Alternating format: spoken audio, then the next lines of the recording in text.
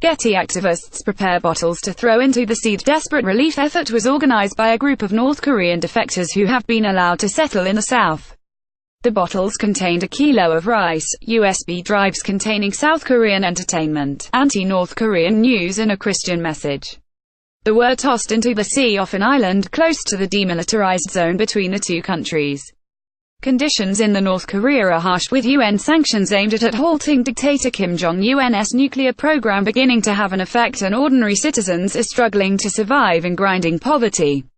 GETTYThe activists hope the bottles will be found by starving North Koreans. More than 30,000 have defected to the south, and many of them have cited hunger as being among their main reasons for leaving North Korea. According to a UN report, about 70% of North Korea's population relies on food assistance to survive, including 1.3 million children under the age of 5. Only Communist Party loyalists are allowed to live in the capital Pyongyang, and those in smaller towns and cities or rural areas are forced to eke out a living. Soldiers have been ordered to steal crops from farmers' fields to subsidize their meagre diets, and the poor health of a recent defector pointed to chronic malnourishment. GETTYOrganisers threw 500 bottles filled with rice, USB sticks and Christian messages into the sea. Conditions have improved since the 1990s, when hundreds of thousands of North Koreans perished after a combination of bad weather, chronic agricultural mismanagement and the end of the Soviet Union's food subsidies caused widespread famine. The state's public distribution system of rationing collapsed and has never fully recovered its ability to feed the population.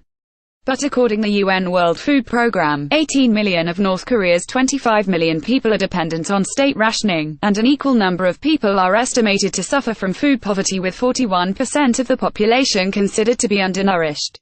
There are fears the horrors of the famine, a period the country's leaders refer to as the arduous march, will return as trade sanctions imposed in response to Kim Jong-un's nuclear missile test program begin to bite and food shortages worsen. Last year's harvest was thought to have been particularly poor, according to a United Nations Food and Agriculture Organization report, which showed rainfall between April and June was lower than the same period in 2001, when cereal production reached an unprecedented low.